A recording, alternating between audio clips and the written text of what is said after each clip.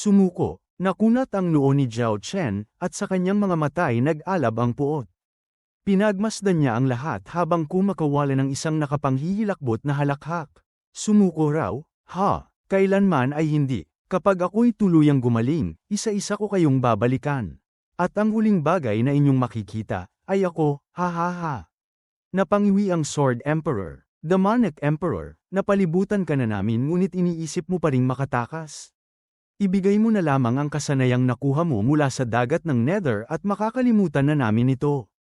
Ha, alam ko na, ang dahilan kung bakit kayo nagsama-sama ay dahil lamang sa nais niyong makuha ang bagay na yun.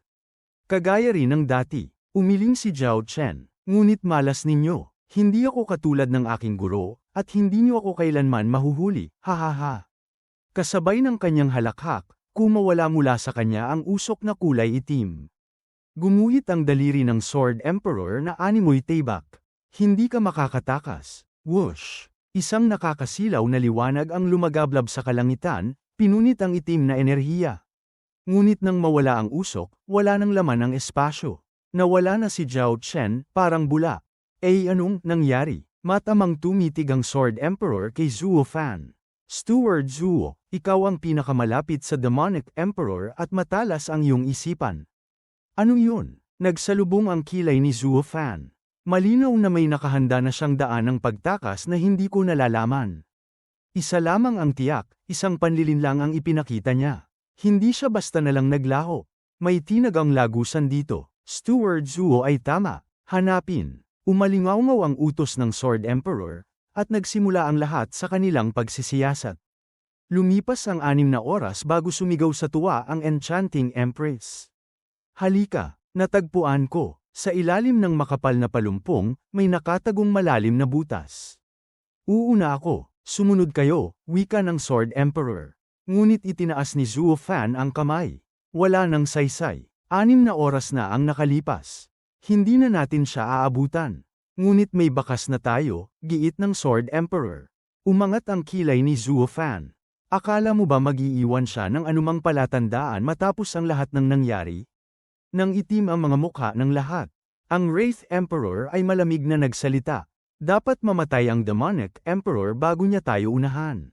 Nanlumo ang kanilang mga puso. Tanging ang walang awang kamay ang makakapawi ng banta. Steward Zuo, ano ang palagay mo? Ikaw ang unang paghihigantihan ni Zhao Chen, tanong ng Enchanting Empress. Nilinggan ng lahat si Zuo Fan. Siya ang may galiyang na nakakuha ng paggalang ng 8 emperador. Mahalaga ang kanyang salita. Ngumiti si Zuo Fan. Hindi rin siya makakatakas. Anong ibig mong sabihin? Hindi natin siya mahahanap sa lagusang ito, ngunit isipin ninyo ang kanyang kalagayan. Malubha ang kanyang sugat. Kahit gaano siya kagaling magtago ng mga bakas, kailangan niyang magpagaling. At sa uri ng kanyang kasanayan, ang kailangan niya ay, mga tao, nagliwanag ang mukha ng Enchanting Empress. Babantayan lang natin ang mga tao sa bawat lugar. Kapag maraming biglang naglaho, tiyak na naroon siya. Tumango si Zuo Fan. Iyan ang nais kong sabihin. Nagkatinginan ang lahat na may ngiti. Si Steward Zuo ay tunay na matalino. Mabuti na lamang at mahina siya, kung hindi siya na sana ang pinakamakapangyarihan sa lahat. Nagkasundo ang mga emperador na maghiwa-hiwalay at bantayan ang bawat nasasakupan. Samantala, naiwan si Zuo Fan na may lihim ng ngiti. Mula noon, mahigpit ang ginawang pagbabantay sa mga lupain ng 8 emperador. Sa pagkawala ni Zhao Chen, at sa tulong ng 5 emperador, si Zuo Fan ang tuluyang humawak ng lahat ng nasasakupan ng Demonic Emperor. Lumipas ang 1 buwang tila mapayapa, hanggang sa may nakabibiglang balita mula sa hangganan ng lupaing Demonic Emperor at Enchanting Empress, 1 buong lungsod ang naglaho. Samantala, 5 milya mula sa bundok ng Diablo, isang payat at halos bumagsak na figure ang pilit na naglalakad sa masukal na gubat hanggang makarating sa isang kuweba. Pagkapasok, piniga niya ang tubig mula sa kanyang kasuutan at huminga ng malalim. Sa kanyang payat na daliri, hinaplos niya ang isang singsing na may halong kasiyahan. Ngunit isang malamig na tinig ang umalingaw-ngaw. Alam kong dito ka pupunta. Nang inig siya at tumitig sa kanyang harapan, isang lalaki ang nakasandal sa pader ng kuweba, nakataas ang tasa ng tsaa. Zuo Fan. Ngumisi si Zuo Fan. Oo, Demonic Emperor. Umihip ang hangin, tumabang sa buhok ng payat na nilalang, at lumantad ang kanyang nagngangalit na mukha. Mas lalo siyang nanipis, subalit mas madilim ang itim na enerhiya na bumabalot sa kanya. Waring isang halimaw, paano mo ako natagpuan? Wala akong iniwang bakas. Ngumiti si Zuo Fan. Madali lang. Hindi ba't noong kabataan mo'y dito ka laging nagtatago tuwing natatalo ka't umiiyak? Lagi kang may kasama. Namutla si Zhao Chen. Paano mong nalalaman yon? Tahimik lamang nang ngumiti si Zuo Fan habang humihigop ng tsaa. Nagngit-ngit si Zhao Chen at tinukso siya. Steward Zuo, nag-iisa ka lamang. Bakit, may nakikita ka bang iba rito? Ha, nakakatawa. Nasaan na ang iyong tusong pag-iisip? Sumugod kang mag-isa rito? Isa ka lang hamak na insekto. Natagpuan mo nga ako, ngunit dito ka na mamamatay? Ngumisi si Zuo Fan. Kailangan ko pa bang ipaalam sa iba? Hindi mo ako kayang patayin, ha. Nang inig ang panga ni Zhao Chen. Hindi kita kayang patayin? Humph. Pinanatili kitang buhay dahil sa iyong talento, ngunit ngayon, babayaran mo ang iyong pagtataksil. Devil Palm. Isang dambuhalang palad na kulay itim ang bumagsak, yumanig ang buong kuweba at bundok. Subalit kumilos lamang si Zuo Fan, at naglaho ang palad na iyon. Nagulat si Zhao Chen at agad na pinakawalan ang kanyang Imperial Mark, isang itim na dragon. Ngunit sa isang pitik ni Zuo Fan, ang dragon ay tumilapon pabalik at sumalpok sa kanya. Umatras siya ng ilang hakbang, umubo ng dugo at nanginig sa sugat. Paano? Ikaw ay nasa chi condensation lamang. Umiling si Zuo Fan. Mali. Katulad mo, nasa tugatog na ako ng Emperor Stage. Nagkibot ang mata ni Zhao Chen. Imposible. Isa ako sa makapangyarihang 8 emperador. Ngumisi si Zuo Fan. Ngunit dahil nagtanong ka, sasabihin ko na rin. Ang Wraith Art, maging ang Devil Palm, lahat yan ay mula sa akin. Ano pat napakadali para sa akin na sirain ang mga ito. Nanlamig ang utak ni Zhao Chen. Tinitigil niya si Zuo Fan na parang nakakita ng multo. Sino ka ba talaga? Sa palagay mo, sino pa? Kumislap ang mga mata ni Zuo Fan habang nakatitig kay Zhao Chen. Kumaibat ang mukha ni Zhao Chen, halos mabasag ang tinig sa pagkautal. Hindi maaari. Patay na siguro. Winakwak niya ang sariling kaluluwa. Imposibleng nabubuhay pa siya. Tama ka, tumawa ng banayad si Zuo Fan. Kung nawasak ang kaluluwa, walang sinumang mabubuhay. Ngunit, si Zuo Yifan namatay lamang sa laman, hindi sa pagnanasa. Ang kanyang hangarin ay lumipat, dala ng isang mahiwagang pagkakataon. Sa isang batang naghihingalo, isang bagong Zuo Yifan ang isinilang, hindi sa katawan, kundi sa alaala at adhikain. Ngunit huwag mong kalilimutang, si Zuo Fan ay hindi si Zuo Yifan. Naguluhan si Zhao Chen, nanginginig ang labi. Ano ang ibig mong sabihin? Ikaw ba ay si Zuo Yifan o si Zuo Fan? Pareho, tugon ni Zuo Fan, malamig na nakangisi. Ang Zuo Yifan noon, siya ring Zuo Fan ngayon. Hanggal, patuloy niya. Hindi ba't matagal mo nang gustong malaman ang sikreto ng 9 Serenity Secret Records? Isa ito sa kanyang mga kasanayan. Year ng rebirth. Ang tao ay hindi lang laman at kaluluwa, kundi isip at pagnanasa.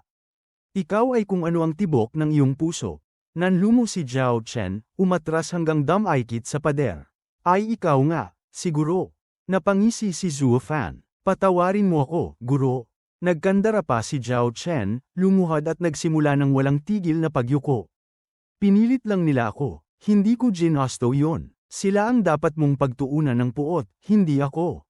Ano man ang ipagutos mo, susundin ko.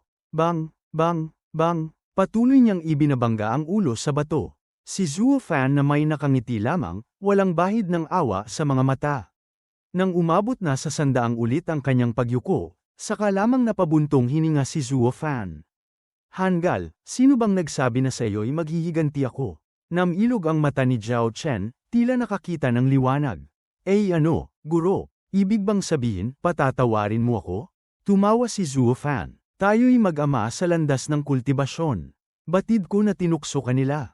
Hindi kita kailanman sisisihin. Guro, maraming salamat. Muling bumalik sa pagyuko si Zhao Chen, ngayoy puno ng pasasalamat.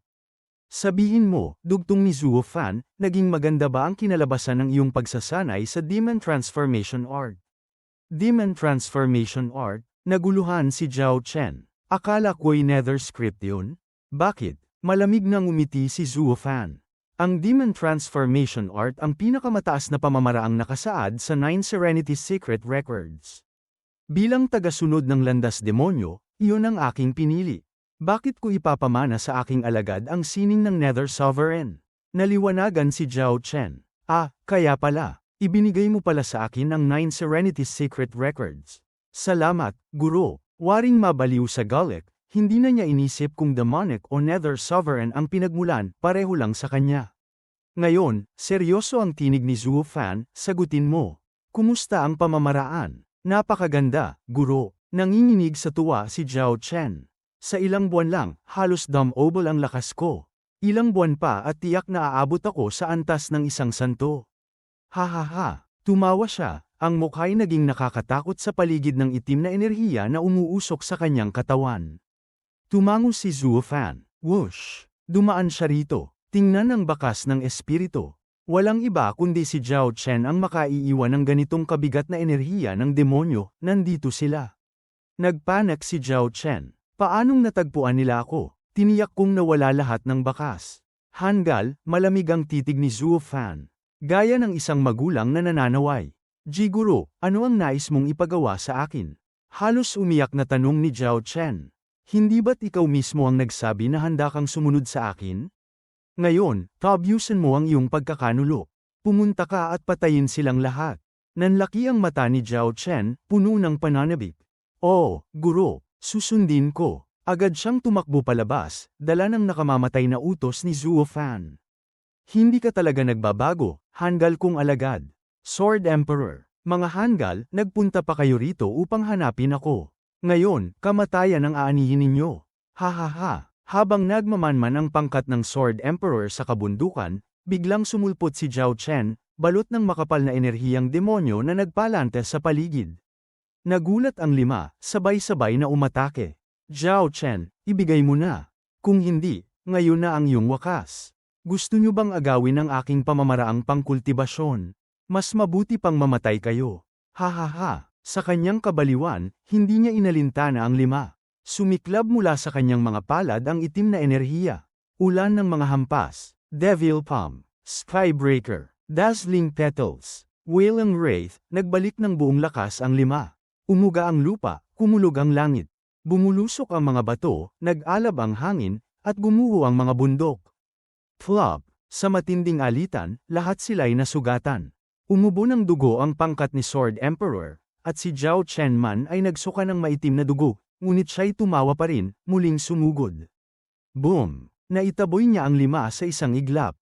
Nakangisi siyang naglakad palapit. Mata ay nag-aalab sa kapangahasan. Hahaha! Kapag pinatay ko sila, patatawarin ako ni Guro.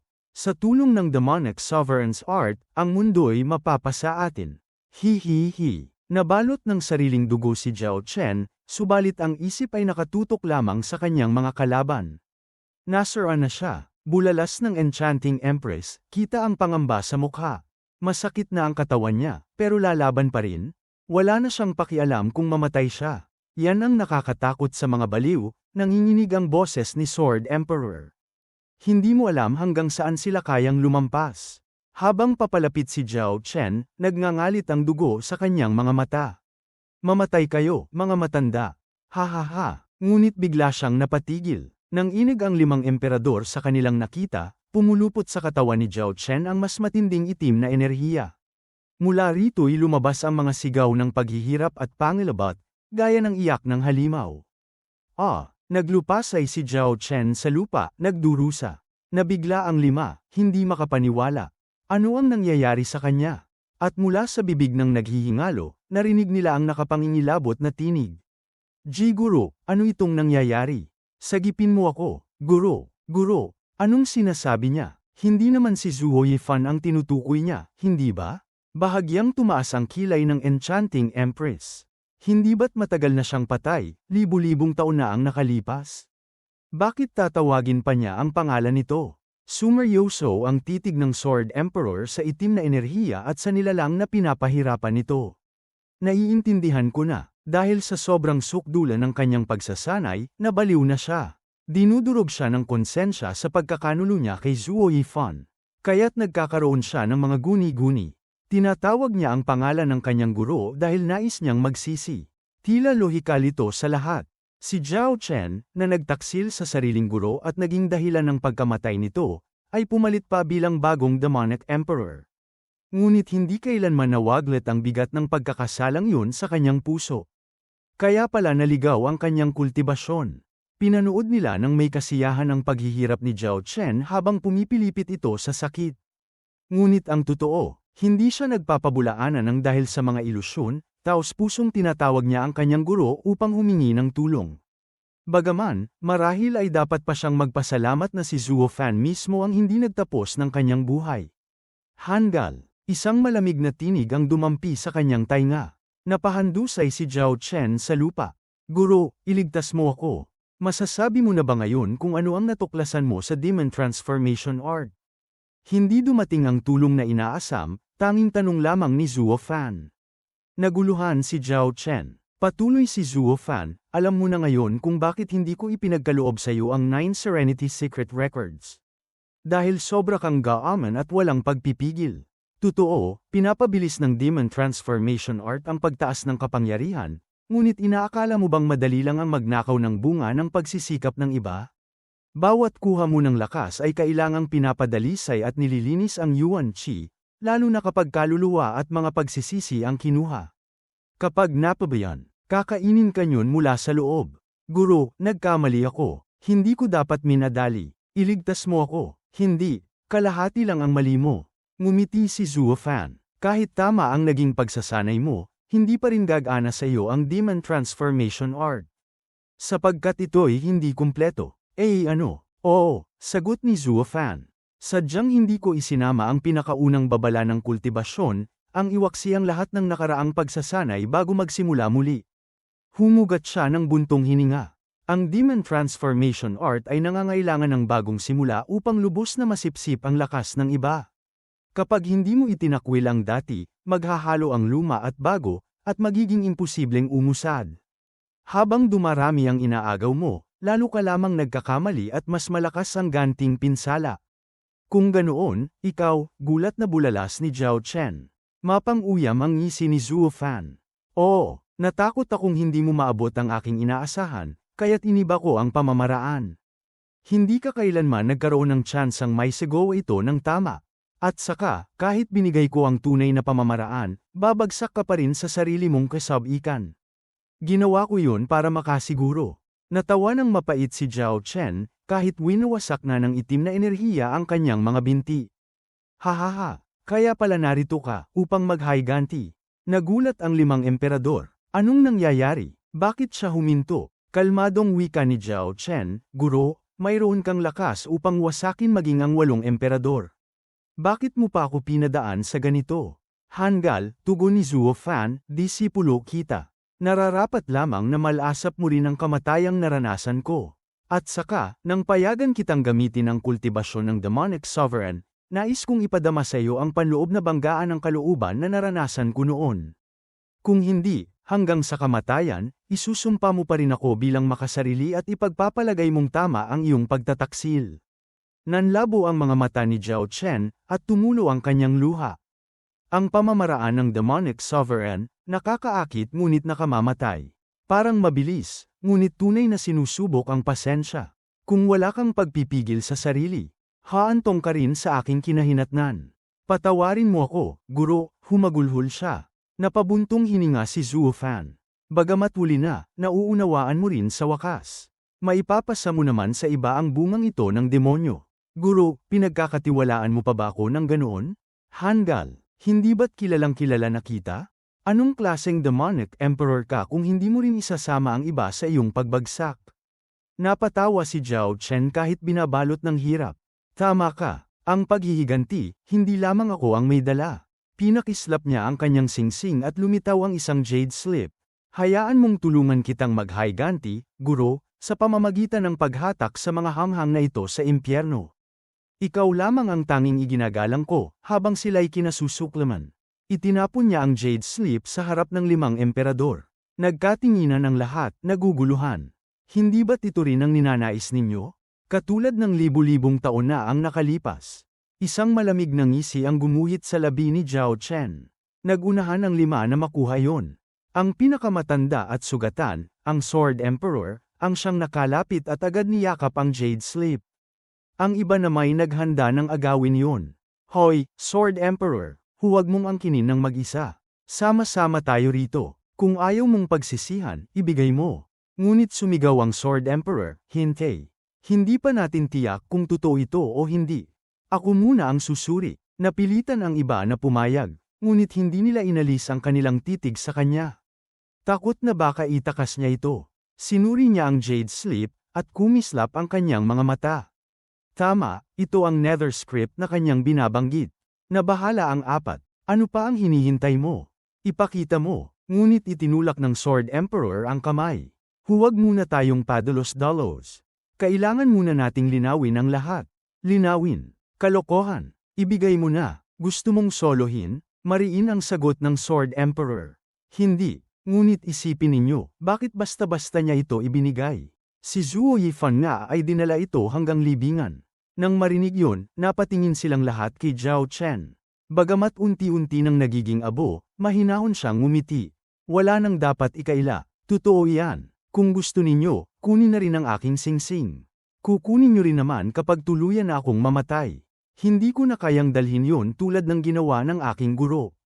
Mas mabuting ipamana ko na, para hindi tuluyang mawala ang pamana ng sovereign. Inihagis niya ang singsing, ngunit wala itong laman. Tumango ang Sword Emperor. Lahat ay nagiging tapat bago mamatay. Zhao Chen, mas marunong ka pa kaysa sa iyong guro.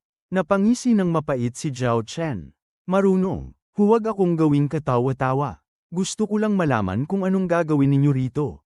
Bakit mo gustong malaman? Tanong ng Sword Emperor. The Nether Script, kultibasyon ng isang sovereign, ngunit may nakatagong halimaw.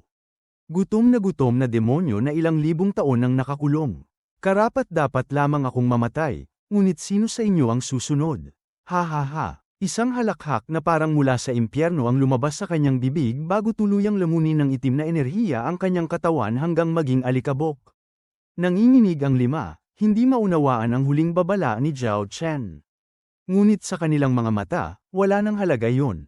Ang mahalaga, nasa kanilang mga kamay na sa wakas ang pamana ng isang sovereign. Nabihag sila ng kasakiman. Sword Emperor, hati-hatiin natin ito at sabay-sabay tayong magsanay. Hindi maaari, mariing tanggi ng Sword Emperor. Nagngit-ngit ang 4. Gusto mo yatang solohin? Itinuro niya ang abo ni Zhao Chen. Nakita ninyo ang kanyang kinahinatnan. Gusto ba ninyong matulad sa kanya? Natahimik ang iba, ngunit nagsimulang magdilim ang kanilang mga mukha. Matalim ang titig na ibinigay ng Sword Emperor sa kanyang mga kasama. Kita ninyo mismo ang sinapit ni Zhao Chen. Sa kakasasanay niya, nabaliw siya at binalikan ng kultibasyon. Kung may mang-istorbo man sa ating pagsasanay, ganoon din ang magiging wakas natin.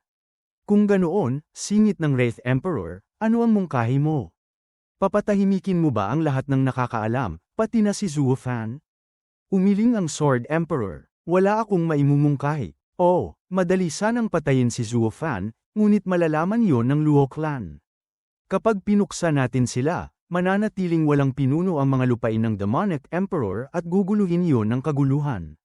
Tiyak na mapapansin ng Sacred Mountains. Isa pa, matagal na nilang balak na palitan tayo, ang 8 emperador. Kaya ba nating alisin pa sila? Maliwanag na imposibleng mangyari yon. Kung ganoon, paano natin haharapin ito? Base sa sinapit ni Zhao Chen, may 2 suliranin ang Nether Script. Una, kailangan ng matagal na panahon ng pagsasanay nang walang nakakaabala. Ibig sabihin, dapat tayong magkulong at magtago. Pangalawa, nangangailangan ito ng napakaraming yaman, na siyang sumasalungat sa una. Dahil kailangang kumalap sa mga masisikip na lugar, at yun mismo ang nagbunyag kay Zhao Chen. Kung ganoon, gagaya ba tayo kay Zhao Chen at makikipagdigma? Mungkahi ng Wraith Emperor. Maaari tayong magkunwari ng gyera at gamitin yun upang makakalap ng materyales. Nagkatinginan sila, saka tumango. Magandang ideya. Tanging isang henyo ang makakaisip ng ganoon, at yon ay si Zhuo Fan. Ang kanang kamay ng Demonic Emperor. Umiling ang Enchanting Empress. Hindi. Habang walang nakakaalam, tiyak na alam yon ni Zhuo Fan.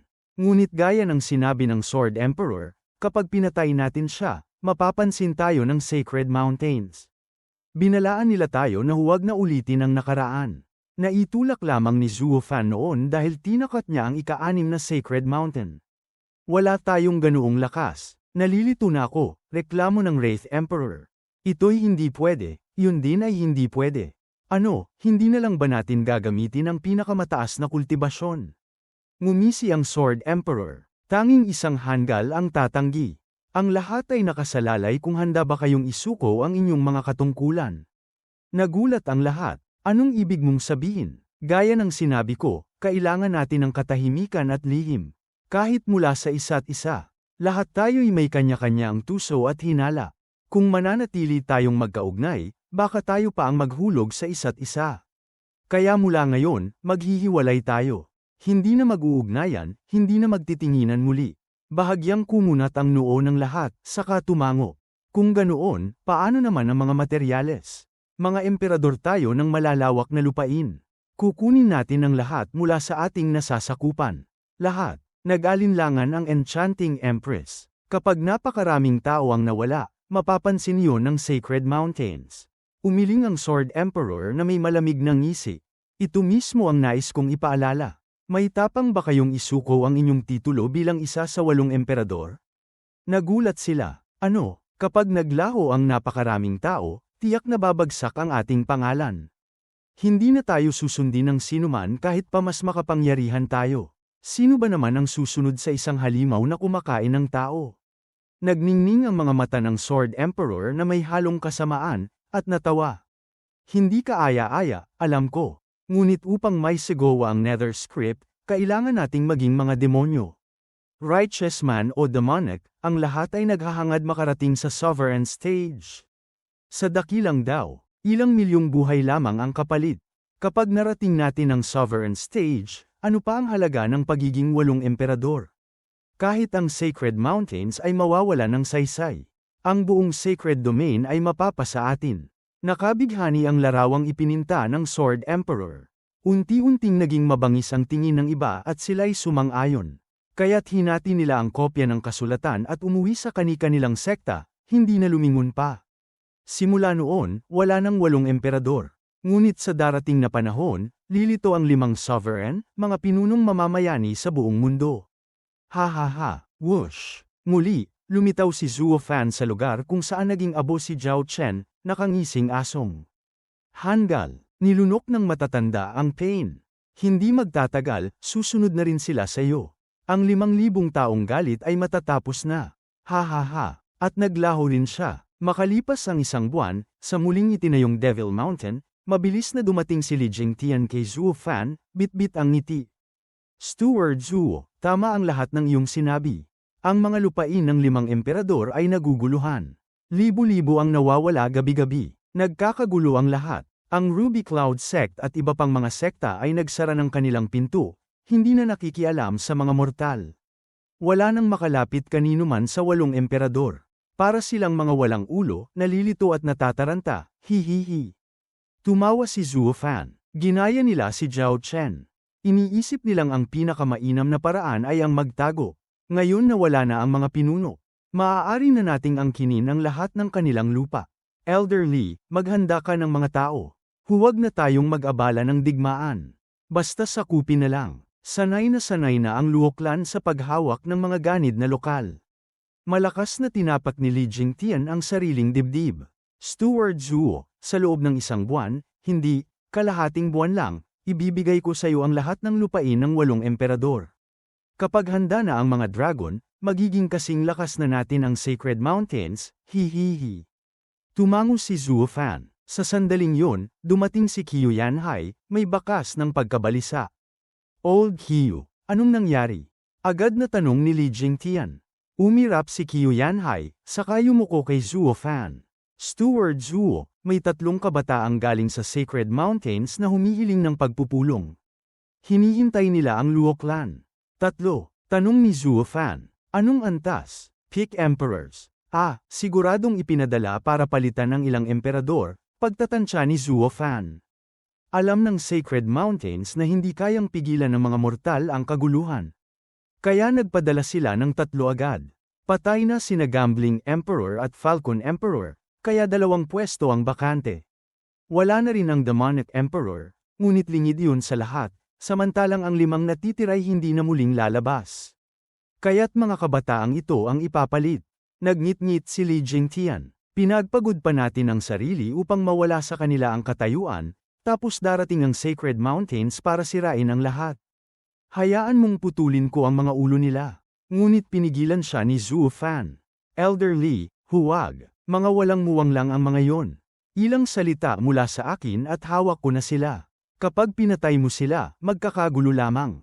Nag-alinlangan si Li Jingtian. Talaga. Ngunit Steward Zhuo, ang mga kabataang yan mula sa Sacred Mountains, napakayabang. Wala silang alam sa ating mundo, ngunit ibig nilang pamunuan tayo. Siguradong hindi nila basta ibibigay ang kanilang mga lupain. Hindi ba't magiging mahirap? Mahirap? Hindi. Ngumisi si Zhuo Fan. Parang kumuha lang ng candy mula sa isang bata. Ha ha ha. Tulad ng sabi mo, wala silang alam at sobrang arogante. Kaya't pagbigyan natin ng kanilang kayabangan, at bigyan sila ng kaunting kasinungalingan. Sa katunayan, ang kapangyarihan ay mapapasay Luo Clan, na sanay na sa pamamahala ng mga lupaing ito. Nagkatinginan ang 3, saka sabay na nagtawanan. Sumama si Zhuo Fan kay Qiu Yanhai patungong pangunahing bulwagan ng Luo Clan upang salubungin ang 3. Pagpasok nila, 2 binata ang nakaupo na sa mga upuang pangpan. Nakasimangot habang sumisimsim ng tsaa. Isa pa ang nasa ibaba, naglalaro at nakabuka ang mga binti, halatang inip. Mga walang modo, nakaupo sa pangunahing luklukan ng bahay ng iba at hindi man lang nagbibigay galang. Pinigilan ni Zhuo Fan ang ngiti, saka yumuko. Mga panauhin mula sa Sacred Mountains, patawarin ninyo ako sa pagkahuli. Alam mo ba kung gaano kami katagal naghintay? Sobrang bagal mo, sanggal ng nakaupo sa gitna. Tumango si Zhuo Fan. Kasalanan ko po. Ako'y ipinanganak lamang na may 2 paa. Kaya't hindi agad nakarating upang salubungin kayo. Natawa ang nakaupo sa gitna. Ha ha ha. Narinig mo ba, kapatid? May isip mo ba ang taong may 4 na paa? Nakakatawa. Tumawa rin ang 2 pang kasama. Sa isang iglap, nawala ang tensyon. Mula sa labas, lihim na nakikinig sina Luo Yunchang at ang mga babae, nagtatawanan. Mga pulubi ang ipinadala ng Sacred Mountains para palitan ang 8 emperador. Hayagan ang nilibak ni Zhuo Fan, ngunit tumawa pa sila. Napabuntong hininga si Merongzhu. Kung mga hanggal na gaya nila ang ipapalit, malinaw na walang malasakit ang Sacred Mountain sa mga taong nasasakupan. Ngunit sila pa ang inaasahang mamuno sa buong Sacred Domain. Magalang na yumuko si Zhuo Fan na may ngiti. Paano ko po kayo tatawagin, mga ginagalang na Ginoo? Shu Tianchuan mula sa 3 banal na bundok. Taas noong sabi ng pinuno. Qiu Xiangfeng mula sa 5 banal na bundok. Dagdag ng 2 na may halakhak. Wu Qingqiu mula sa 7 banal na bundok, mariing sabi naman ng panghuli. Bahagyang tumango si Zhuo Fan sa mga pagpapakilala nilang puno ng yabang. At ano po ang maitutulong ko sa inyo ngayon? Ano raw? Nilate siya ni Shu Tianchuan. Narinig naming ikaw ang kanang kamay ng Demonic Emperor, at higit sa lahat ay pamilyar sa 8 emperador. Narito kami upang makuha ang kabuuang kalagayan mula sa iyo. Napangiti si Zhuo Fan. Mga Ginoo, masyado ninyo akong pinararangalan. Ngunit kunot noo ang sagot ni Shu Tianchuan.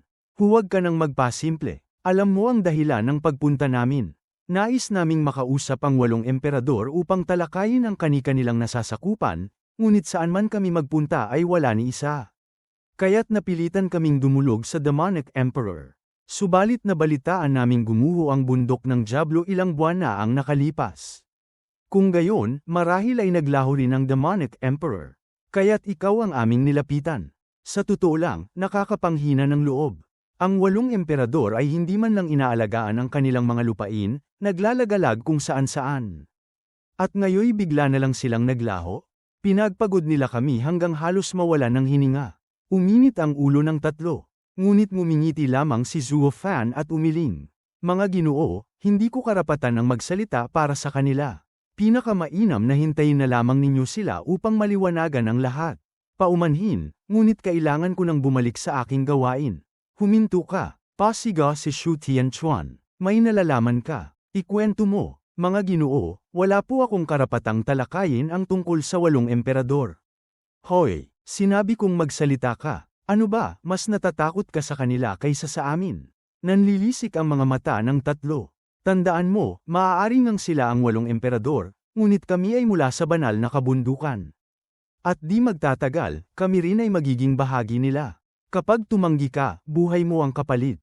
Nagkunwaring nanlumo si Zhuo Fan at umastang parang manok na nanginginig.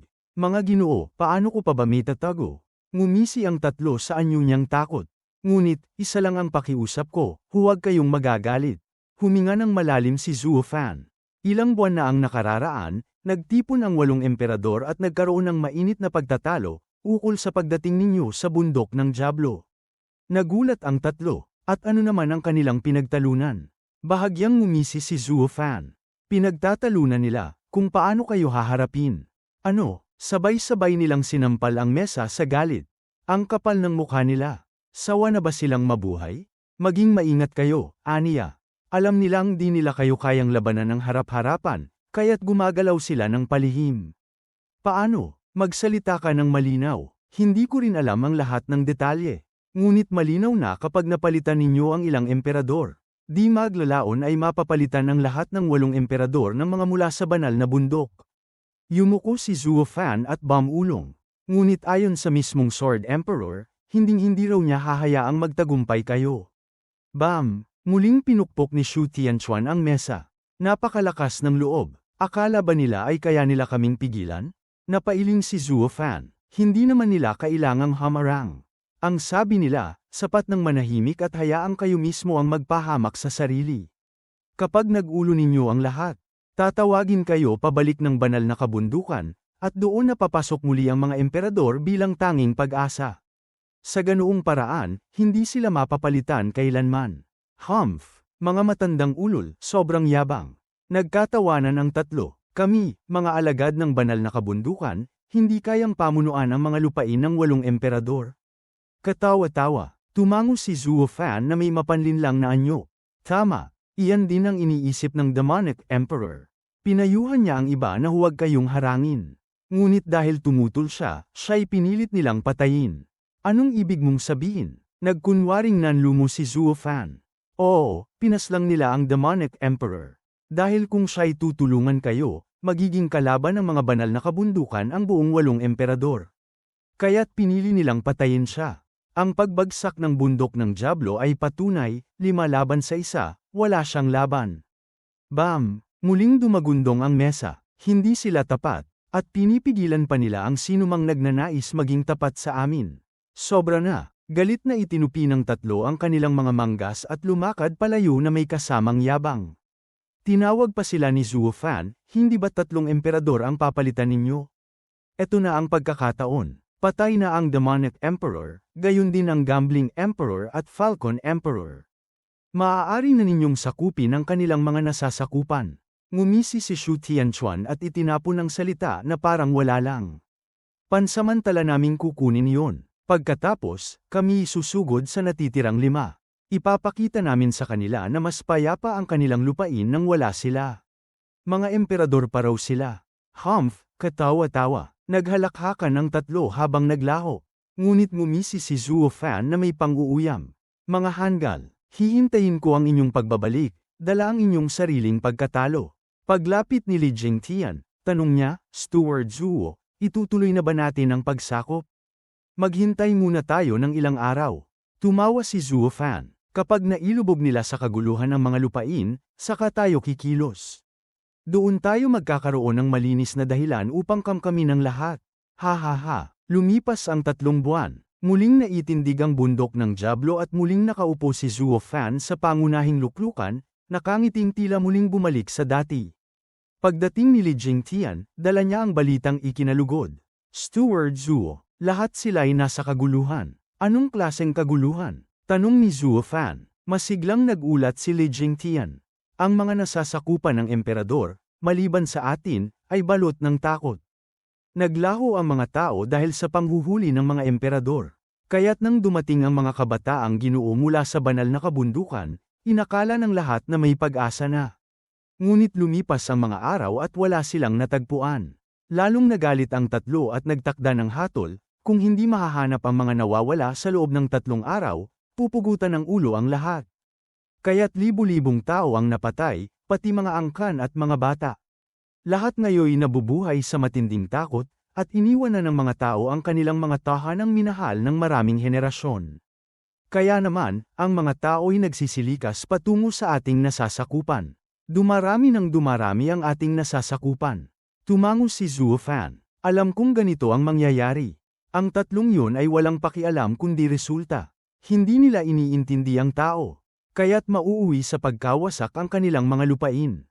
Tumawa si Li Jingtian. At ngayon, sila pa ang nagiging mabalasek, pati mga tumatakas na tao'y pinapatay, at kapag may isa mang nakaligtas, pati ang buong pamilya'y pinupuksa. Ginawa nilang katayan ang kanilang nasasakupan. Pumapatay kapag nanatili, pumapatay din kapag umalis, ha ha ha. Samandal si Zhuo Fan sa upuan, malamig ang ngiti. Kapag tuluyan ang naghirap ang lahat ng lupain, sila mismo ang lalapit sa atin. At doon magsisimula ang ating tunay na paghahari, ha ha ha. Sa isang maringal na silidaklatan, hindi mapakali si Qiu Xiangfeng na paikot-ikot, at basang-basa na ng pawis ang kanyang katawan. Si Xu Tianchuan na may nakatitig sa isang jade slip habang pabulong-bulong sa sarili, bago niya ito ibagsak sa mesa at durugin.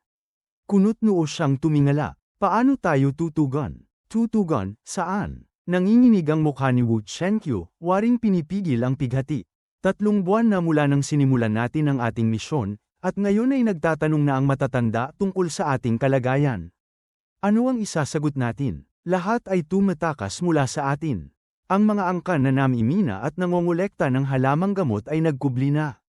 Tumigil na ang pagdaloy ng yaman tungo sa banal na kabundukan. Paano natin ito ipaliliwanag sa mga nakatataas? Mag-isip ka ng paraan. Ginawa na namin ang lahat ng maisip, pananakot man o gantimpala, ngunit wala ring silbi. Wala na tayong tao, nawala silang lahat. Tayo'y mula sa banal na kabundukan, ngunit bakit nila tayo nilalayuan? Kumislat ang mukha ni Xu Tianchuan. At may pait ang tinig. Isang pakana ito ng 8 emperador. Gusto nila tayong gawing kahihiyan. Paano pa ipaliliwanag ang pagkawasak ng ating kapangyarihan matapos ang lahat ng pagsisikap? Nakatuon tayo sa paghahanap sa mga nawawala, pero bakit pati ang natitira ay umaalis? May nangyayaring kakaiba, mga walang utang na loob na yon, dapat silang mamatay sa kabila ng kabutihan natin. Kumislap ang mga mata ni Qiu Xiangfeng at galit na bulalas, hindi pa ako nagsikap ng ganito sa buong buhay ko. Subalit wala silang pagpapahalaga. HMPH. Kapatid, masyado tayong mabait. Kailangan ng maging malupit. Ang susunod na pangkat na magtatangkang tumakas o titigil sa pagkolekta, lipulin sila hanggang sa 10 salinlahi, pati na ang kanilang mga kapitbahay. Patayin silang lahat. Hindi ako maniniwalang may magtatangkang lumayas pa. Bam! Malakas na ipinalo ni Xu Tianchuan ang kamay sa mesa. Puro patayan na lang ang naiisip mo. Anong mapapalaron? Sa halip na tumakas, mamamatay silang lahat. At ano ang mungkahi mo, kapatid? Mariing tumitig si Xu Tianchuan. Saan nga ba sila nagpupunta? May ilan na nagkubli sa mga liblib na lugar, ngunit karamihan ay patungo sa nasasakupan ng Emperador Demonyo. Emperador Demonyo? Mahinang bulong ni Xu Tianchuan, patay na ang Emperador Demonyo, wala nang nangangasiwa roon. Ngunit bakit sila pumaparoon pa rin? Kung ganoon, totoo ngang may kakayahan si Steward Zhuo Fan. Ang kanyang nasasakupan ng pinakatahimik, walang mga panginoong digma na naghahari herein. Nagkamali man tayo ng kaunti, nananatili pa rin ang ating pagkakaisa. Walang digmaan, kaya walang dahilan para tumakas, lalo na tungo roon. Tama ka, kapatid. Sumang-ayon ang dalawa, ngunit nagkamali sila sa isang bagay. Kahit wala si Zhuo Fan, mas matatag pa rin ang mga lupain ng Emperador Demonyo kaysa sa kanila, sa kabila ng mga hidwaan. Muling sinampal ni Xu Tianchuan ang mesa. Puntahan natin si Zhuo Fan. Ha? Para saan, kapatid? Para tulungan tayo sa kaguluhan. Huwag. Umiling si Qiu Xiangfeng. Ibig sabihin noon, gaya ng sinasabi ng 8 emperador, wala tayong silbi. Isang kahihiyan yun. Ngingisi-ngising tugon ni Xu Tianchuan, kahihiyan. Si Zhuo Fan ay isang katiwala lamang, hindi emperador. Ginamit siya ng Emperador Demonyo, at ganoon din ang gagawin natin. tayo pa rin ang kikilalanin. Kung wala tayong gagawin, mapapahinto ang paghatid ng yaman sa banal na kabundukan ngayong taon. At kapag dumating ang ating mga guro at nakakatandang tiyo at nakita ang kaguluhan, hindi ba't mas kahihiyan yun kung tatawag pa tayo sa 8 emperador? Mawawala ng dahilan ang banal na kabundukan para palitan sila. At tayo'y magiging biro lamang sa lahat. Mabigat ang pag-ayo ni Qiu Xiangfeng. Makalipas ang 1 buwan, taas noong pumasok ang 3 sa bulwagan ng bundok ng Diablo. Magalang silang sinalubong ni Zuo Fan na may ngiti at pagyuko. Mga binatang Panginoon, malaking karangalan ang inyong pagbisita. Kalokohan, kailangan ka namin.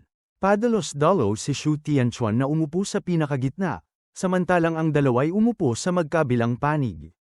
Anong akala ninyo rito, sariling bahay? Napilitan si Zuo Fan na ngumiti.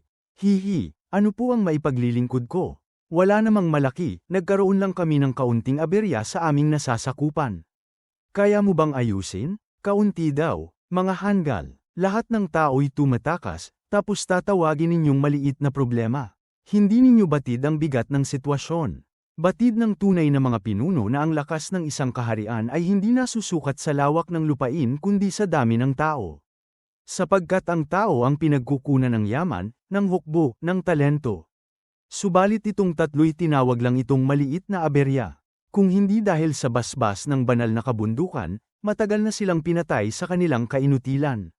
Ngunit pinigilan ni Zuo Fan ang sarili. Kung hindi ko kayo kayang galawin, mas mabuti nang kayo'y aking makontrol. Kumislap ang tusong ngiti niya. Walang mas madali pa riyan. O, tanong ni Shu Tianchuan, magagawa mong ibalik ang mga tumakas at payapain sila? Tumango si Zuo Fan. Madali lang yon. Kung tungkol sa pagpapasunod, ako ang pinakamagaling. Tingnan ninyo mismo, sa kabila ng dagsa ng mga tao sa nasasakupan ng emperador demonyo. Walang anumang kaguluhan. Kung ganoon, sayo na namin iiwan. Palm, tumayo agad si Shu Tianchuan, abot tenga ang ngiti, worry panalo na. Sandali, mabilis na putol ni Zuo Fan. Ano, wala na ang emperador demonyo. Lahat ng nakikinig sa akin ngayon ay dahil sa kapangyarihang iniwan niya bago siya namatay. Ako'y punong katiwala dito, ngunit kung makikialam ako sa inyong mga lupain, kailangan ko rin ng pangalan, isang pagkakakilanlan na pagkakatiwalaan ng mga tao. Madali lang yan, tawagin ka naming anuman na gusto mo. Pumalakpak si Shu Tianchuan. Mula ngayon, ikaw ang dakilang katiwala ng lahat ng lupain ng 8 emperador. Ang iyong salita ay aming salita. Nasa likod ka namin. Kung magtagumpay ka, may gantimpala ka. Kung pumalpak, ulo mo ang kabayaran. Magalang na ngumiti si Zuo Fan. Nauunawaan ko, masaya silang tatlong lumisan. Agad na ipinatawag ni Zuo Fan si Li Jingtian. Panahon na upang mapasa atin ang lahat ng lupain ng 8 emperador. Alam mo na ang gagawin. Ngumisi si Li Jingtian. Huwag kang mag-alala, Steward Zuo. Ayon sa iyong bilin, tinatanggap namin ang mga dumarating sa nasasakupan ng emperador demonyo at itinatanim sa kanilang puso ang kadakilaan at kabutihan ng angkang luho. Kapag nakuha natin ang kanilang tiwala, makukuha na rin natin ang lahat ng kapangyarihan. Hihihi, tumango si Zuo Fan. Gawin mo. Sa tulong ng tatlong walang silbing inapo ng banal na kabundukan, sinaklo ni Zuo Fan ang lahat ng lupain. Sapagkat ang may hawak sa tainga ng tao, siya ring may hawak sa mundo. At upang makuha ang kanilang pandinig, kinakailangan ang kanilang paggalang. Kaya't ang lahat ng tinulungan ng angkang luo ay bumalik sa kani-kanilang tahanan, dala ang pangalan ng angkan bilang tagapagligtas. Itinalaga ang mga dalubhasa ng luo sa mga bagong posisyon upang pakalmeyan ang mga tao. Sa paggamit ng kanyang bagong titulong ipinagkaloob ng tatlo, ipinatigil ni Zuo Fan ang mabibigat na batas at pinalitan ng mas mahinahong pamamalakad. Ginamit pa niya ang yaman ng angkan upang muling may taguyod ang mga nawalan. At sa bawat kabutihang ginawa, hindi nakalimutang iwan ang pangalan ng luho. Sa gayon, naging pinakagalang-galang na angkan ang luho sa lahat ng dako. Nang mahuli pa nila ang ilang salarin na dumudukot ng tao, lalo silang umangat sa dangal. Samantala, ang tatlong sugo ng banal na kabundukan ay pawang palamuti lamang. Ang tao ay sa luho lamang nakikinig. Sa loob ng kalahating taon, nagtagumpay si Zuo Fan na pag-isahin ang lahat ng lupain, at may pahintulot pa ng tatlo. At higit pa rito, mas madali itong naisakatuparan kaysa sa pamimilit. Ang mga pinunong lokal, sa halip na tumutol, ay nagbunyi. Sapagkat para sa kanila, dumating ang Angkang Luo bilang tunay na tagapagligtas mula sa isang mundong puno ng dalamhati. Ang mga kriminal, mga panakip-butas lamang. Sa isang silidaklatan, nakangiti si Zuo Fan habang magalang na yumukod sa gulat na si Xu Tianchuan. May alinlangan si Qiu Xiangfeng, ibig mong sabihin, wala kang alam kung bakit napakaraming tao ang nawawala. Tama, pero hindi na rin natin kailangang alamin pa. Bakit naman? Ha ha ha. Ang mga tao'y naghahangad ng kapayapaan. Sa dami ng biglang nawawala, gumugulo yun sa kanilang isipan at nagdudulot ng pangamba. Mabuti na lamang at nangyari ito sa maikling panahon lamang. Kaya't malamang nagkubli na ang may kagagawan. Para maibsan ang takot ng madla, sapat nang magpakita tayo ng mga pinagbabayaran, kahit hindi sila ang tunay na salarin. Tumawa si Zuo Fan, na iwan ng 3 binatang Panginoon na walang masabi. Napabuntong hininga si Xu Tianchuan. Kasamaan yan. Steward Zuo, paano naman tayo tutugan sa Jade Sleep kung hindi nalutas ang usapin ng mga nawawala? Madali lang, huwag mo na lang banggitin. Napangisi si Zuo Fan. Mga binata, sa buong lupain ng 8 emperador ay panatag ang kalagayan. Maaari ninyong sabihin na nagawa na ninyo ang lahat upang pasiglahin ang produksyon. At ang maliliit na bagay gaya nito, pwede nang laktawan. Kapag inulat pa ang pagkawala ng mga tao, lalo lang madudungisan ang inyong pangalan. Nag-alinlangan si Xu Tianchuan. Hindi ba't pagsisinungaling yun sa mga nakatatanda? Kay inosente at kay dali ninyong linlangin. Ginoong Xu, hindi iyon kasinungalingan, kundi malasakit. Dinaya siya ni Zuo Fan. Alalahanin mo, abala na ang mga nakatatanda sa banal na kabundukan at nag-aalala pa para sa inyo. Kung ibabahagi ninyo pati ang maliliit na kabiguan, lalo lamang silang mag-aalala. Bukod pa roon, tapos na ang pangyayaring yun. Maganda naman ang resulta, kaya bakit pa natin sila paiinitin ng ulo? Delikado kung madismaya sila sa inyo. Tumango ang 3, at ngumiti si Qiu Xiangfeng. Tama si Steward Zuo. Kuya, huwag na nating gambalain sina guro. Isipin din natin ang kapakanan nila. Ha ha ha. Tama, tanda ng mabuting alagad ang pagkakaroon ng malasakit. Bagamat hindi mapalagay si Xu Tianchuan, napilitang siyang sumang-ayon. Alam niyang kung igigiit pa niya, baka ang 2 kasama ang sisisi sa kanya. Mas ligtas kung sabay-sabay silang magpapasya. At saka naroon si Steward Zuo. Napangiti si Xu Tianchuan. Maraming salamat sa iyong mungkahi, Steward Zuo. Sisiguraduhin kung hindi na natin istorbohin ang mga nakatatanda, ha ha ha. Hindi rin mainam ang ganon. Ngayon ay kunwaring mapagpakumbaba si Zuo Fan. Mahal kayo ng mga elder sa banal na kabundukan. Alam nilang wala namang taong perpekto. Kaya nilang palampasin ang ilang pagkakamali ninyo bilang mga bagong emperador. Pero kung ipapakita ninyong sobra kayong nagsisikap para sa kanila, baka lalo silang mag-alala. Kung ganon, ano ang mungkahi mo? Magdagdag lamang ng kaunting pagkakaiba sa ulat. Ngumisi ng palihim si Zuo Fan at Bamulong, hindi kailangang malaki, sapat na ang maliliit na detalye. Huwag ninyong sabihing libo-libo ang nawala, gawin na lang 10 o 100 katao. At imbes sabihing hindi ninyo natagpuan ang salarin. Sabihin na lang na matapos ang ilang buwang paghahanap, natuklasan ninyo ang ilang kasabwat at pinarusahan sila. Sigurado akong ikararangal pa kayo ng mga nakatatanda. Masayang tumango ang 3 at nagsimulang magsulat si Xu Tianchuan ayon sa mga panuto ni Zuo Fan.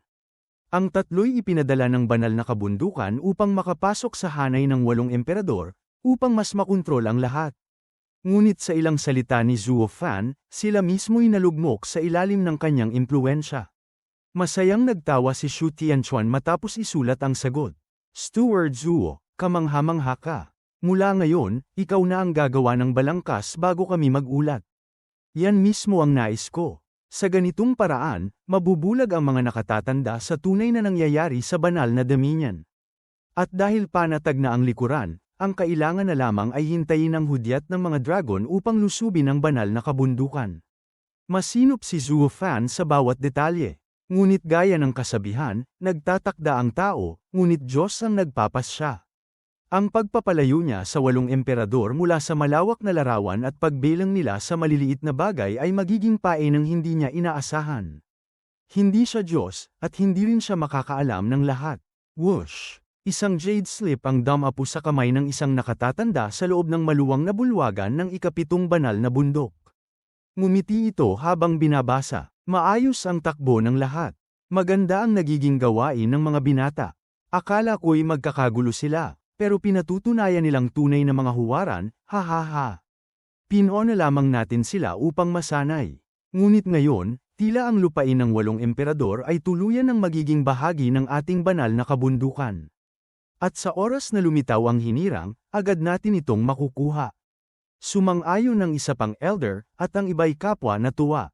Simulat sa pool, ang 7 banal na bundok ang pinakamataas na sandigan ng sangkatauhan. Ngunit 100 taon na ang nakalipas, nagbago ang kalangitan, hudyat ng paglitaw ng bagong tao na nakatakdang maging kataas-taasan.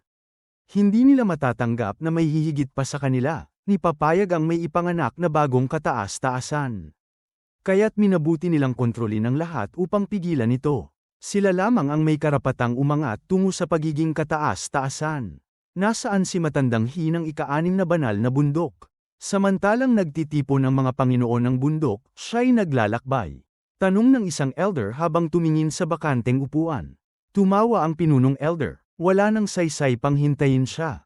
Hindi na siya darating. Bakit naman? Hindi ba ninyo nabalitaan? Napatay ang kanyang anak malapit sa Ruby Cloud Sect. 1 taon nang naghahanap ng bakas ang mga tauhan sa ibaba ngunit bigo.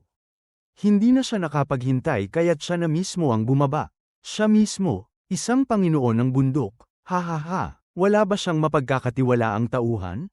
Noon, mayroon. Ngunit ngayon, 1 taon na at wala pa ring balita. Malinaw na may sumilo sa kanila. Oh, nagulat ang lahat. Unay ang anak niya, ngayon na may pati mga tiktik niya. May nagtatangkang kumalaban sa 7 banal na bundok, o baka sa ika-6 na bundok lamang. Umiling ang isang matatandang may balbas. Dumarating na ang magulong panahon. Marahil ang hudyat mula pa noong 100 taon ang muling nagbabalik. Samantala, sa lupain ng Enchanting Empress, isang matipunong lalaki na may suot na sombrerong kawayan ang naglalakad sa mataong lansangan. Lamingwi siya at biglang hinablat ang braso ng isang babae. Anong ginagawa mo? Sigaw nito. Nasaan ang Enchanting Empress? Hindi ko alam. Suot mo ang kasuotan ng Ruby Cloud Sect, paano mong masasabi na hindi mo alam? Magsalita ka. Higpit ang kapit ng lalaki sa kanyang kamay. Napaluha ito sa sakit. Talaga pong hindi ko alam. Bigla na lang naglaho siguro, pati ang marami sa aking mga kapatid sa sekta. Pakawalan mo ako. Bakit ikaw na lang ang natira? Noong gabing yun ay nakipagkita ako sa aking kasintahan. Pagbalik ko, wala na silang lahat. Napahinto ang lalaki at tinitigan siya ng may pagtataka. Anong nangyayari? Naglaho sila ng biglaan? Dahil ba may kinalaman sila sa pagkamatay ng anak ko? Ibinunyag niya ang kanyang mahabang balbas at itinapon ang babae. Ngunit muling nagtanong, may kakaiba bang nangyari bago mawala ang Empress? May inasal ba siyang di pangkaraniwan? Wala, maliban sa, matapos siyang maglaho, maraming syudad sa paligid ang biglang nagmistulang walang tao. Ganoon din sa ibang lupain ng mga emperador. Naglaho ang lahat, lalong lumalim ang hinala ng Panginoon ng bundok. At gayon din sa iba pang lugar. Oo, sumumpa, sino ang may kakayahang gawin ito? Sino ang makapagtatanggal ng napakaraming tao na walang bakas? Nabahala ang Panginoon ng bundok. Kahit isang banal, hindi magagawa ito. Maliban na lamang kung sumusunod sila sa utos niya. Ngunit, sino siya? Nabaon siya sa malalim na pag-iisip, at samantala, nakatakas ang babae habang minumura siya, tinawag siyang baliw. Hindi pinansin ni Mountain Lord He ang babaeng tumakas, bagkus ay nakapako lamang siya sa sariling iniisip. Ngunit isang malakas na sigaw ang bumasag sa kanyang pag-iisa, kasabay ng dagsa ng mga tao sa lansangan. Tingnan nyo, may ipinalabas na pabatid ang angkan ng luho. Nagunahan ang lahat sa direksyong yon, iniwan si Mountain Lord He na naguguluhan. Wala namang pamilyadong luho sa 8 emperador. Sumama rin siya sa agos at doon nakita ang gintong papel na nakapaskil sa tarangkahan. Agad na tumimo sa kanyang paningin ang pangalang Zuo Fan. Saan ko na ba narinig ang pangalang ito, bulong niya. Ayon sa Enchanting Empress, mayroong tusong lalaki ang Demonic Emperor na may kaugnayan kay Chu Qingcheng. Pero kung nasa ilalim siya ng Demonic Emperor, anong ginagawa niya rito sa lupain ng Enchanting Empress? Habang siya'y naguguluhan, nagsimula ang mga tao sa paligid na mag-usap-usap, at doon nahawi ang kanyang alinlangan. Ang Luo clan ay marangal at mabuti. Tinulungan nila tayo sa panahong gipit. At ngayon ay sila pa mismo ang gumagastos upang muling may bangon ang ating mga tahanan. Napakalaking biyaya na sila ang mamahala sa atin. Ang 8 emperador ay walang tigil sa kanilang mga labanan, at tayo ang laging nagdurusa. Ngayon, hawak ng Luo clan ang lahat ng lupain, at si Steward Zuo ay may mataas na dangal. Kaya naman payapa ang daigdig, hahaha. Ang Luo clan, pinamumunuan ang 8 lupain. Hinablat ni Mountain Lord He ang isang lalaki at pasiga na tinanong, ano bang pinagsasasabi mo? Hindi ba't sila'y nasa ilalim lamang ng 8 emperador? Paanong naging kanila ang pamumuno? Napangiwi ang lalaki sa sakit at nangingilabot na sumagot, parang galing kayata sa kuweba, Ginoo. Matagal nang wala ang 8 emperador. 1 taon na ang nakalipas, 3 sa kanila ang namatay at ang iba na may naglaho. Wala nang tinatawag na 8 emperors ngayon. Ano naman ang nangyari sa mga bagong emperador mula sa Sacred Mountains? Tumakas ba sila? Mga iyon. Sa pagkabanggit sa kanila, mapait na ngisi ang lumabas sa bibig ng lalaki kahit halos nanginginig sa sakit. Emperador ba ang tawag mo roon? Noong sila ang humawak ng pamumuno. Lalong nagkagulo ang lahat. Mas marami pang namatay kaysa sa mga digmaan ng 8 emperador. At lalong masahol, ubod ng sama ang 3 demonyong iyon. Kung hindi dahil sa kabutihan ng Luo clan at sa matalinong paggabay ni Steward Zuo, baka winasak na ng kaguluhan ang lahat ng lupain ng mga emperador at nagtakbuhan na ang lahat papunta sa kabundukan. Mag-usisa ka kung gusto mo. Lahat ng tao'y kinasusuklaman sila. Matagal na sana kaming nag-alsa kung hindi lang sila suportado ng Sacred Mountains. Nanlaki ang mata ni Mountain Lord He, nanginginig ang kamay nang pakawalan niya ang lalaki. Nasaan ang mga hanggal na yun ngayon? Sino ba ang nakakaalam? Sa ngayon, lahat kami sumusunod na lamang sa Luo clan. Wala nang may pakialam sa kanila. Marahil ay hindi kinaya ang kahihiyan at bumalik na sila sa Sacred Mountains. Pak! Umalingaw-ngaw ang malinaw na tunog ng sampal. Bumagsak ang lalaki sa lupa, duguan ang bibig at wasak ang ilang ngipin. Bakit mo ako sinaktan? Aniya, nanginginig. Dapat magpasalamat ka't isang sampal lang ang iginawad ko matapos mong lapastanganin ang mga disipulo ng Sacred Mountains. Nagngangalit ang titig ni Mountain Lord He. Umalis ka. Dali-daling gumapang palayo ang lalaki, at nagsitakas din ng mga tao upang huwag maipit sa galit niya. Nag-iisa na lamang si Mountain Lord He sa harap ng maningning na anunsyo. Niluray niya yon at iniwan ang lugar na mayabang ang tindig. HMPH. Unahin kong silipin ang Ruby Cloud Sect. Pagkatapos, saka ko haharapin ang Luo clan. Makalipas ang 1 oras, narating niya ang Ruby Cloud Sect. Nakita niya itong wasak at inabandona. Enchanting Empress, lumabas ka. Sigaw niya. Umuga ang langit at nag-alog ang kabundukan, ngunit wala ni isa mang samalubong. Dumilim ang kanyang mukha. Itinatago niya ang sarili, pero saan siya nagtungo? Crap! Mula sa tunog, agad siyang nagmamadaling tumalon at narating ang isang bukal. Doon, isang babae ang nanginginig sa takot. Hinablat niya ito sa balikat. Huwag mo akong patayin. Amo, huwag. Nang mapawi ang gusot na buhok ng babae, nakilala niya itong disipulo ng Ruby Cloud Sect. Nasaan ang Enchanting Empress? Sabihin mo, Enchanting Empress. Tuluyang nabasag ang diwa ng babae at napahagulhol. Hindi, huwag mo akong patayin, amo, maawa ka. Anong klaseng karanasan ang nagtulak sa babaeng ito tungo sa kabaliwan? Walang imik na itinusok ni Mountain Lord He ang mga daliri sa bungo nito, at damaloy ang dugo sa mukha ng dalaga. Nagliyab ang malupit na ngiti sa kanyang labi. Huwag kang mag-alala, iya. Gisingin ng soul-separating art ang iyong alaala. Ngayon, sabihin mo, sino ka? Punong disipulo ng Ruby Cloud Sect. Fang Min. Namaga ang kanyang mukha na parang pulang lobo, nanginginig sa sakit, ngunit wala ng kulay ang kanyang tinig, para bang wala ng malay tao. Hawak ng lalaking ito ang kanyang kaluluwa, wala siyang magagawa kundi magsabi ng totoo. Alam mo ba kung saan nagtungo ang Enchanting Empress? Tanong ni Mountain Lord He. Sa Hidden Dragon Mountain, Broken Cave. Anong ginagawa niya roon? Nagkakultiba. Anong uri ng kultibasyon? Sanggal ni Mountain Lord He. Nanambalik ang matinding takot kay Fang Min, nanginginig ang kanyang kaluluwa. Hindi ko alam. Nag-iba siya, naging kas-index-sindak. Ginagawa niyang alabok ang mga tao, at lalong nagiging marahas ang kanyang ugali. Kinapos siya ng biktima, kaya pati mga kapatid kong disipulo ang kanyang ginamit, pati si Aunt May ay bumagsak. Nakatakas lang ako sa kaguluhan. Pero hinahabol niya ako. Gusto niya akong ibalik. Ayoko. Alternasyon.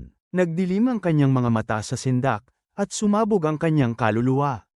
Isang dagandong ang Yumanig, ginupo ang kalahati ng Ruby Cloud sect at nilamon ng alikabok. Pagkalipas, tinabig lamang ni Mountain Lord He ang alikabok sa kanyang kasuutan, nakakunot ang noo. Nangangawit ng tao ang Enchanting Empress upang magkaltiba. Anong uri ng kasuklam-suklam na sining ang pinag-aaralan niya at tinutulak sa kanyang mga disipulo hanggang mabaliw?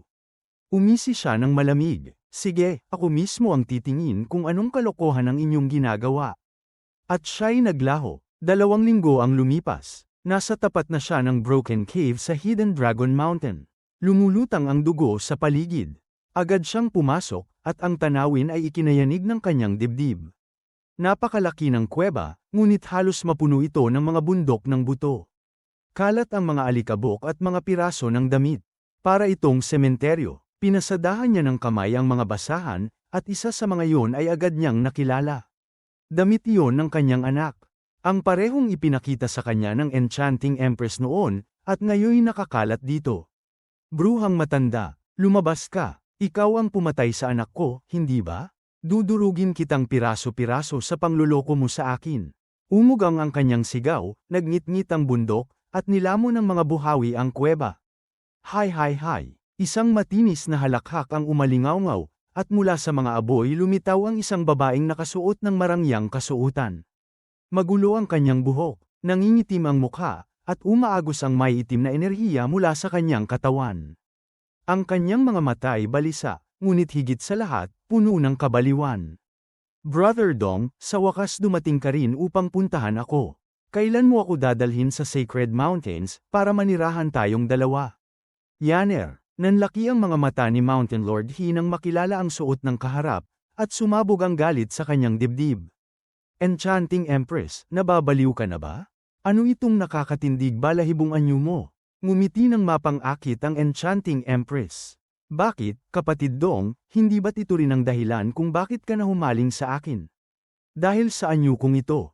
Ngayon, mariing kumuyam ang kamao ni He Haodong. Dati, isa kang nakabibighaning babae, ngunit ngayoy isa ka na lamang matandang halimaw. Nakakatawa, wala kang karapatang magsabi niyan. Sanggal ng Enchanting Empress, nanginginig ang tinig sa galit. Tumanda ako dahil sa pagsuyod ko sa libingan ng 9 Serenities para sa iyo.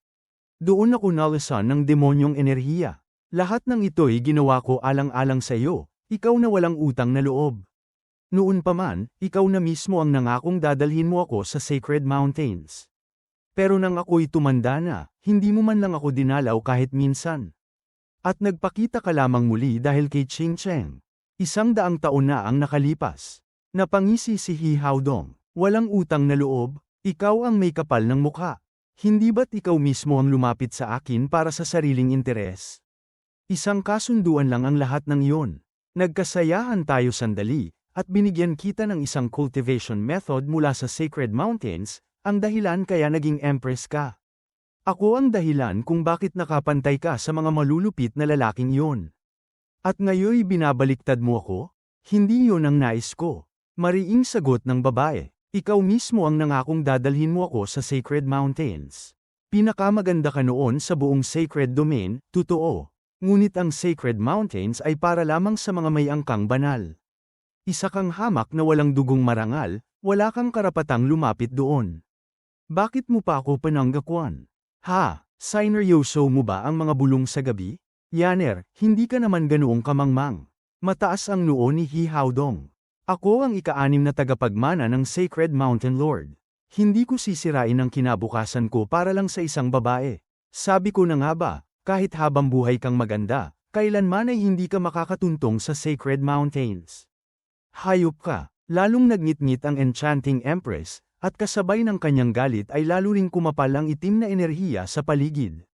Napangiwi si He Haodong. Tingnan mo ang sarili mo. Isa kang kasuklam-suklam na nilalang. Nasusuka ako sa itsura mo. Itinaas niya ang isang dakot ng abo. At ito naman, ano itong naiwan mo? Bakit ka pareho ng abo na natagpuan ko noong mamatay ang aking anak? Ikaw ba ang pumatay sa kanya? Namula ang mga mata ng babae, puno ng pangungutya at kabaliwan. Ha ha ha, ano sa palagay mo, kapatid Dong? Talagang ang ikaw, umigting ang puot ni Hi Dong. Siya lamang ang kaysa isa kong anak. Hayop ka, ang lupit mo, ngumisi ang Enchanting Empress. Kaisa-isang anak? Ha ha ha, iyan ang parusa sa lahat ng ginawa mo. Sana'y nagkaroon ka pa ng isa, ngunit mas pinili mong maging walang puso at walang awa. Hinaplos niya ang sariling tiyan. Walang silbi ang isang maruming lahi, sanggal ni Hi Dong. Tumawa ng malutong ang Enchanting Empress. Kung hindi mo pinahalagahan ang anak o ako, dapat pinatay mo na lang ako noon. Si Hi Xiaofeng ang tanging anak mo, kaya't paano ko mapipigilan ang sarili ko na kitilin ang buhay niya? Ha ha ha, demonyong babae, mamamatay ka ngayon. Ngunit bago pa siya masunggaban, kumislap ang katawan ng Enchanting Empress at naging ulap na itim, lumipad palabas ng kuweba. Hi Dong, sa labas tayo magtutuos. Tumigil ka dyan, halimaw. Whoosh alternasyon. Lumabas sila sa kalawakan. Nababalutan ng umuyulang itim na enerhiya ang Empress, at dalawang napakalaking bulaklak na itim ang lumitaw sa kanyang likuran, may mga nakakatakot na mukha, at pumaitaas na parang mga haligi sa harap ni Hi Dong. Nanlaki ang kanyang mga mata. Sacred body? Imposible. Ilang libong taon kang hindi umusad, tapos ngayon naging saint ka sa loob lamang ng isang taon. Ang cultivation method na ibinigay ko ay walang kapangyarihang ganyan. Ha ha ha, Hi Dong, alam kong hindi mo talaga gustong makasama ako sa Sacred Mountains. Kaya't binigyan mo ako ng isang hungkag na paraan. Ngunit kahit anong plano ng tao, may kapalarang nakalaan. Hindi lamang sa Sacred Mountains matatagpuan ang mga dakilang cultivation method. Natagpuan ko ito dito sa ibaba. Kay Abangang babae, isang maagang saint laban sa isang pinakamakapangyarihang saint. Wala kang laban. Pumailan lang si Hi Dong, nakangising mapanlait. Sa isang iglap, nagningning ang kulog at lumitaw ang isang dambuhalang Vajra, may dalang 12 banal na espada. 300 metro ang taas nito, umaalingaw ang kapangyarihan, at yumanig ang langit at lupa sa kanyang paglitaw.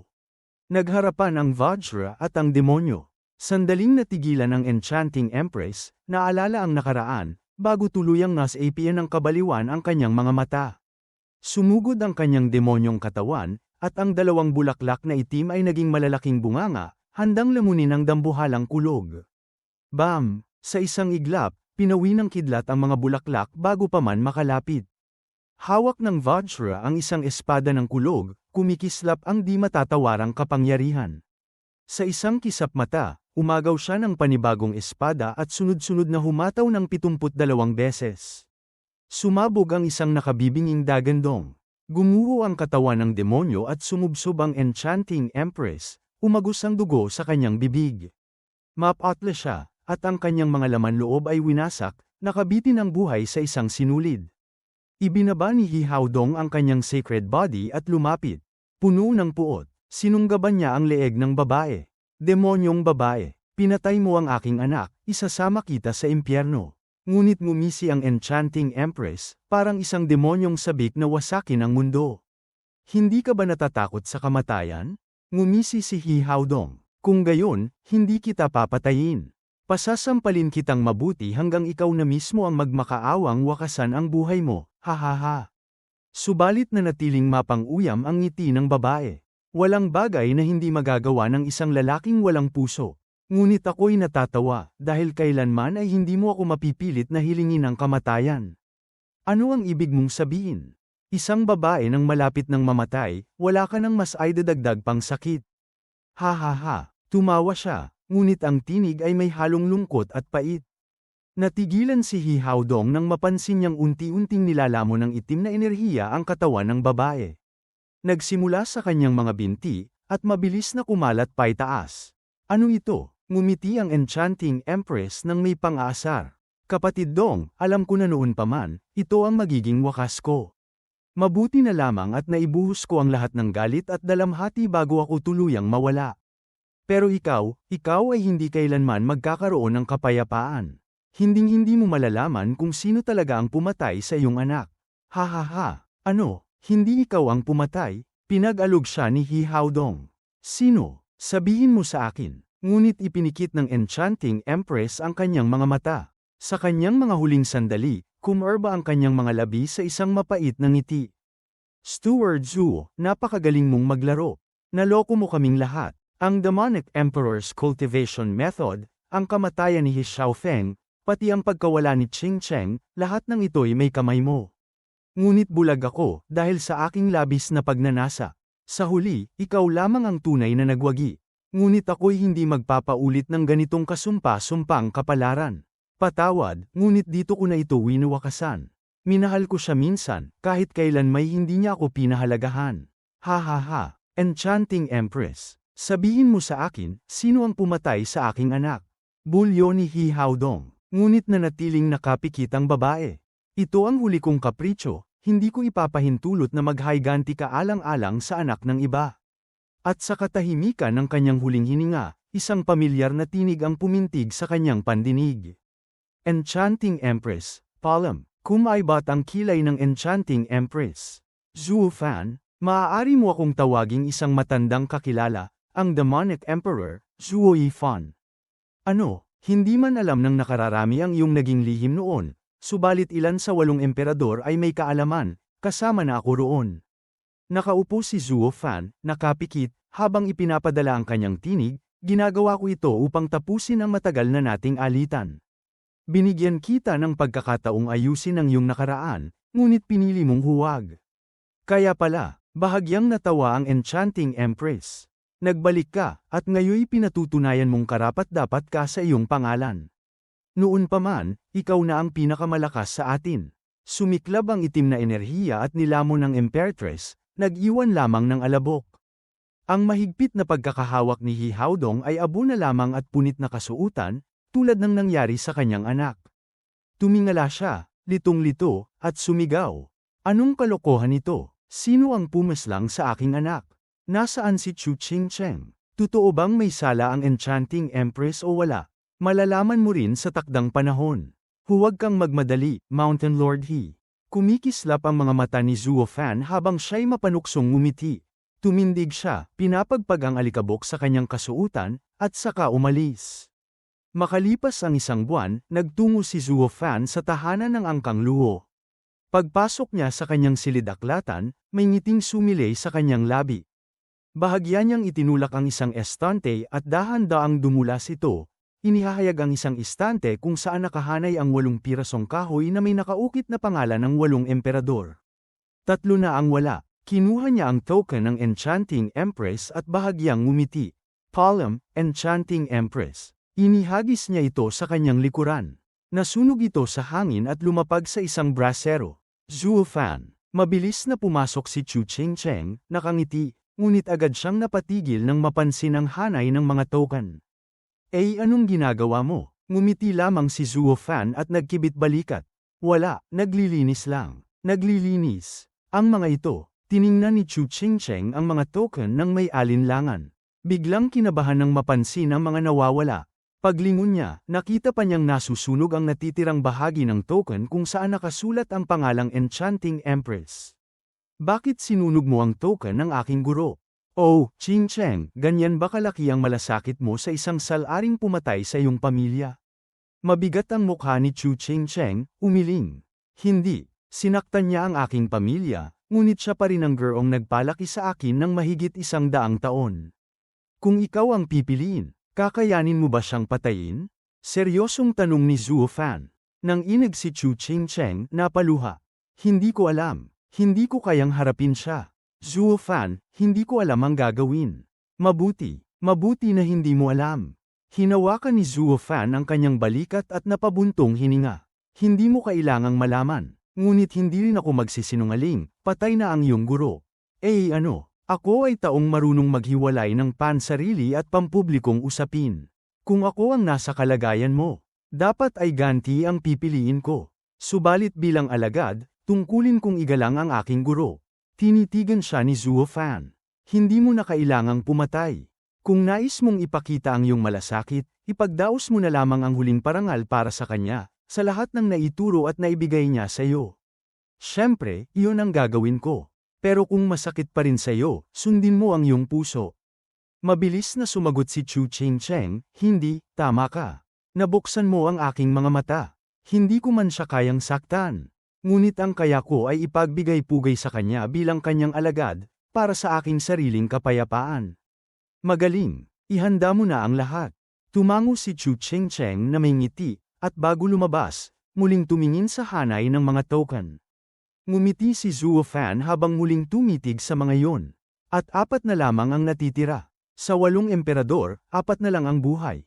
Sa wakas, makakamit ko na ang pinakamataas na demonyong kasanayan na matagal ko nang inaasam, ha.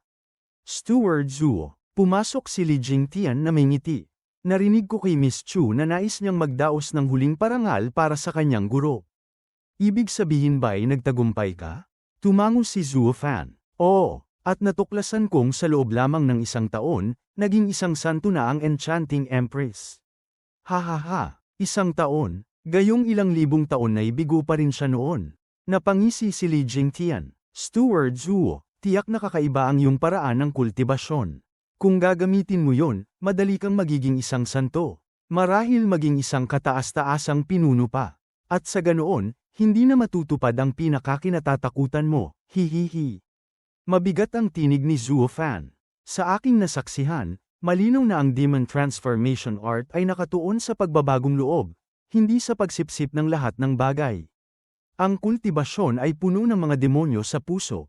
Mas mabuting dahan-dahanin kaysa magmadali, upang malampasan at masupil ang mga iyon. Ang tunay na rurok ng landas ng demonyo ay ang pagtindig sa ibabaw ng sarili mong mga anino. Hindi ang maging alipin ng mga ito. Ang Demon Transformation Art ay tukso, isang mabilis na landas na kapahamakan ang hantungan. Ang mga tulad ni Zhao Chen at ang iba pang emperador ay tiyak na mabibitag. Nagpatuloy siya, ngunit madali lamang itong sabihin, mahirap gawin. Kung dumating ang panahon na maabot ninyo ang yugto ng sovereign, tandaan ito, ang Dao ay walang hanggan. Huwag kailanman magpadalos-dalos. Natawa si Li Jingtian. Steward Zuo, sobra kang umasa. Sabihin mo na lang yan kina Old Dan.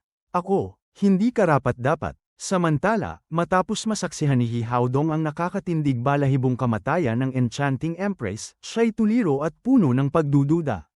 Kung hindi siya ang pumatay sa aking anak, sino? Ilang buwan na siyang nag-iimbestiga ngunit walang sagot. Pansamantala niyang isinantabi ang isyong ito dahil may mas mahalaga siyang usapin para sa mga matatanda. Nag-ulo ang kanilang mga plano para sa lupain ng mga emperador. Nagpagal sila, subalit iba ang nakinabang. Ang kanilang labis na pagmamataas ay hindi matanggap ang gayong kahihiyan. Para bang ginawa silang mga hanggal ng buong mundo. Mountain Lord He, sa ika-7 banal na bundok, sa tapat ng isang maringal na bulwagan, sinalubong si He Haodong ng mga lumuhad na santo. Itinaas niya ang kamay upang pigilan ang kanilang pagbati. Naroon ba ang iba pang Mountain Lords? Kasalukuyan po silang nag-uusap. Ipaaalam ba namin? Mga walang saysay na usapan. Ninakawan na nga tayo ng ating pinaghirapan. May oras pa silang makipagdaldalan? Mariin siyang pumasok. Ngumiti ang isang matandang may mahabang balbas na nakaupo sa luklukan. Haodong, halika't maupo. Pinag-uusapan lang namin kung gaano kagaling ang mga kabataang ipinadala natin sa ibaba. Maganda ang nagiging pamumuno nila, at balak pa naming magpadala ng 3 pang papalit sa mga pwesto ng iba pang emperador. Haodong, baka may mga kabataan ka riyan sa ika-6 na banal na bundok. Maaari tayong magpadala mula sa inyo ngayon, ha. Magpadala pa kayo ng mga hanggal para sayawan sa tugtog ng iba. At mas masaklap, masaya pa silang ginagawa yun sa kanilang kamangmangan. Bumagsak si He Haodong sa kanyang upuan, nagngangalit ang bagang. Mga kapatid, puro kayong nakikinig sa mga kayabangan ng mga iyan habang ikinukubli nila ang totoong nangyayari. Magpadala kayo ng mata sa ibaba at makita ninyo, ang lupain ng mga emperador ay hawak na ngayon ng angkang luho. Wala nang nakaalala sa 8 emperador o sa banal na kabundukan. Ang 3 kabataang ipinadala natin ay hindi lamang mga papay, mas masahol pa sila. Kung papay man, alam ng bayan kung sino ang hari. Ngunit ang mga hanghang na yon. Ano, namangha ang 6 na matanda. Haodong, ano ang ibig mong sabihin? Sabihin mo ng malinaw. Ano ba itong Luo Clan? Hindi pa namin narinig yun. Namilipit ang mukha ni Hihaodong at napabuntong hininga. Mga bulag, nakapiit sa mga bundok, walang pakialam sa tunay na nangyayari. Ang tanging iniintindi ay ang taunang tributo. Habang ang mga disipulong ipinadala nila ay kumikilos gaya nila, mapang-api, walang malasakit, sinisira ang pangalan ng ating kabundukan. At dumating ang Luo Clan, maagap na sinakmal ang lahat ng walang kahirap-hirap. Mga hanggal, uminom siya ng tsaa at huminga ng malalim, saka isinalaysay ang lahat ng kanyang nasaksihan. Namangha ang anim, saka nagngalit ang galit. Para sa kanila, kasalanan ng Luo Clan ang linlangin ang makapangyarihang banal na kabundukan. Hindi man lamang nila inisip ang mga kalupitang ginawa ng 3 disipulo sa mga inosente. O ang libu-libong buhay na kinitil ng walang katarungan. Sa halip, sila pa ang may lakas ng loob na magalit.